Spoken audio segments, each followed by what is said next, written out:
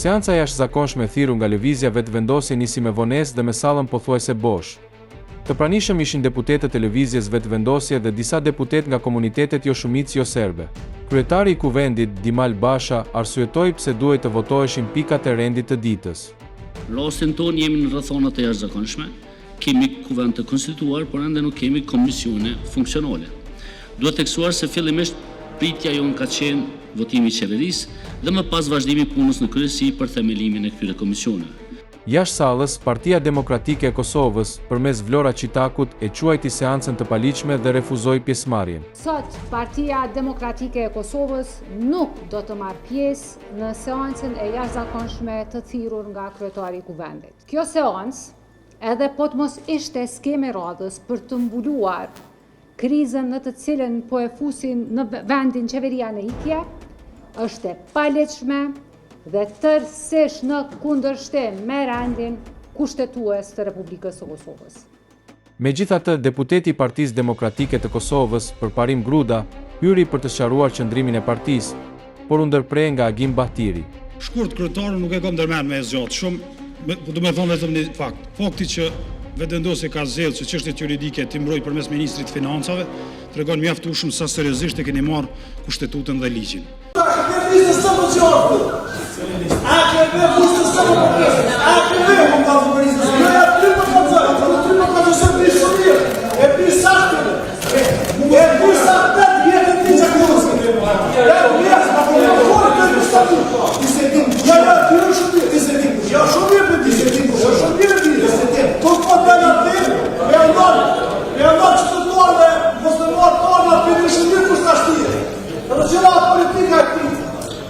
Albin Kurti kërkoi themelimin e komisioneve të përhershme dhe miratimin e projektligjeve, duke lidhur urgjencën me planin e rritjes së Bashkimit Evropian. Mbi 200 milion euro humbin pakëthyeshëm, 88 milion euro nga plani i rritjes së Bashkimit Evropian dhe 120 milion euro nga këto 3 marrëveshjet me Bankën Botërore, e për ratifikim të marrëveshjeve ndërkombëtare, ju e dini shumë mirë që nuk mjaftojmë ne edhe po ta kishim qeverinë nevojitën 80 vota. Por interesi publik dhe e mira shoqërore e kërkon që të jemi aty bashkë. Donika Gërvalla u bëri apel deputetëve të Lidhjes Demokratike të Kosovës të vinin e të votoni marrëveshjet ndërkombëtare. Seanca u ndërprej. Dimal Basha e la të hapur nëse opozita do të ndryshonte qëndrim. Me mirëkuptimin e gjithë deputetëve të kuvendit, sot ende e kemi këtë mundësi dhe unë jam i gatshëm që sa më por të thrasnim mbledhjet e kryesisë dhe bashkë me përfaqësuesit e të gjitha subjekteve politike. Para seancave, Xhelal Sveqa Shmangu përgjigjen për numrat. Çka ndodh nëse nuk do të marrin pjesë, çka kanë paralajmëruar? Ta shohim. Ta keni numrat për qeverinë konjunktore. Ai keni numrat për qeverinë konjunktore. Hekura Murati paralajmëroi rrezikun për humbjen e 880 milion eurove. Janë edhe disa çështje tjera, janë marrëveshjet ndërkombëtare, pra që janë marrëveshje të cilat janë negociuar me kohë.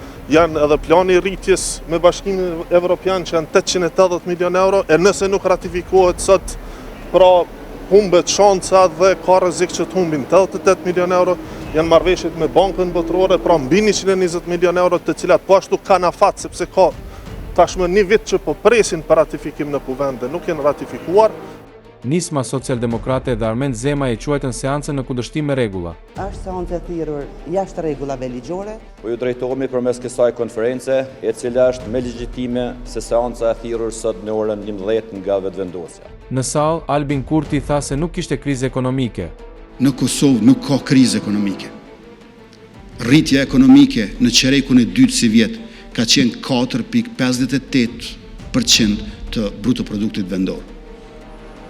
Në këto 4 vite sa isha kryeministër, e tash edhe sa jam kryeministër në detyrë, asnjëherë rritja ekonomike nuk ka qenë në 4%. Rritja mesatare ekonomike është 6%. Përparim Gruda u përplas me Albulena Haxhiun mbi procedurat dhe përgjegjësitë. Me pos një vend ministre drejtësisë 5 vjet, një person që dallon kufizimet për përjashtimeve në ligj është e tmerrshme. Edhe një herë, kufizimet thot vlen, kufizimet, që se gjeni një jurist pavarur në këtë vend, që e thot këtë që po thot ish ministri e drejtësisë, unë e dorëzoj mandatin e deputetit. Nëse ka gjykat, po jap një premtim publik, jo prit, një premtim publik. Nëse e çoni ju në do gjykat Kosovës dhe del siç po thoni ju, unë premtim publik e dorëzoj mandatin. Mojeni mend pe meje. Unë e dorëzoj mandatin. Faleminderit shumë. Jashtë sallës, Lumir Abdigjiku e quajti shfaqje. Gjithë ky shpenzim kohë është bërë vetëm për një qëllim, të krijohet një shfaqje teatrale dhe nëpërmjet shfaqjes teatrale të krijohen disa kundërshtar imagjinar që s'ekzistojnë të vërtetë dhe kështu të përgatitet një material elektoral. Fatmir Limaj kërkoi që së pari të zgjidhej qeveria e pastaj komisionet. Nuk ka seancë parlamentare për komisionin e buxhet para ditë mbas dite me zgjedhje qeveri. Rregullat janë ndryshe, zgjidhet qeveria dhe pastaj shkohet të futet parlamenti në punë me komisione e me buxhet. Dërsa Ramush Haradinaj foli për ditë kthese. Besoj që sot është dita e kthesës, pra nga sot fillon me numëru koha ndrysh, dhe unë besoj shumë jam optimist se zgjedhjet do të jenë zgjidhja, edhe nuk do të humbim kohë pas zgjedhjeve tashme, po do të kemi elektionet e Kosovës. Glauko Njufca tha se për herë të parë kuvendi nuk e legjitimoi dot qeverinë. Prezantoi kabineti me Albin Kurtin zëvendëskryeministër dhe ministër të punëve të jashtme, por nuk i mori votat. 56 pro, 53 kundër dhe 4 abstenime. Të dashur kolegë, zonja dhe zotrinj, më lejoni që ta prezentoj kabinetin e qeverisë së re. Zëvendës kryeministri i parë dhe ministri i punëve të jashtme dhe diasporës, Albin Kurti. Zëvendës kryeministre e dytë dhe ministre e drejtësisë, Donika Gërvalla. Ramush Haradinaj kritikoi mungesën e transparencës. Kritikën e parë për mandatarin e sotëm e kam se nuk na dha një listë me emrat e kabinetit qeveritar. Pra jo vetëm për shkak të formës, po jemi Parlamenti i Kosovës. Po propozohet qoftë dhe si formë një qeveri, ka qenë nevojës me dhënë të emra. Lumir Abdigjiku e krahasoi Albin Kurti me Don Kishotin.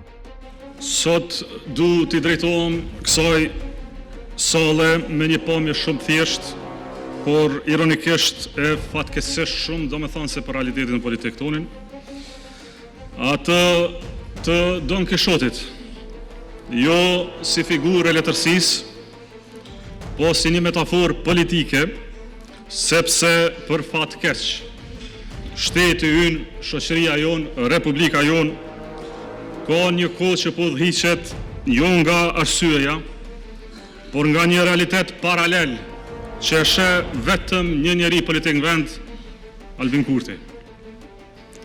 Për ju të pushtetit që bërtisni deksa flasim një këtu, që leximin nuk e keni pasur as dëshira as qëllim, e duket as obligim,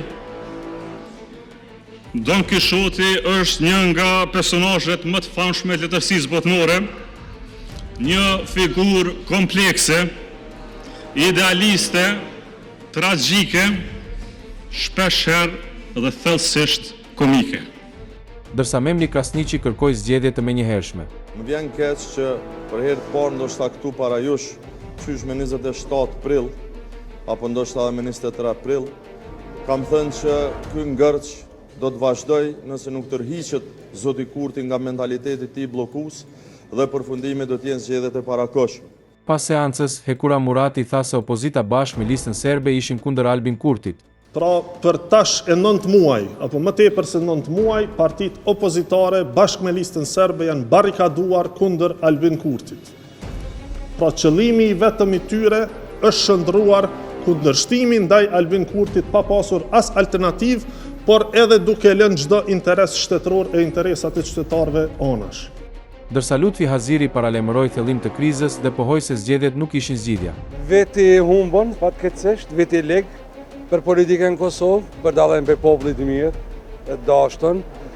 Përfundimisht kuvendi mund të çohet i dështuar në arritjen e zgjedhjes së qeverisë, por pa fajin e tyre, pa fajin e deputetëve, definitivisht. Deputetët tonë nuk kanë asnjë lloj përgjegjësie, konstruktiviteti, angazhimi ka qenë prej fillimit që me gjetë një rrugë, po kriza ka qenë e planifikuar, kriza ka qenë e menaxhuar, kriza u shtelu dhe përfundimisht ka rënë në narrativin e vet.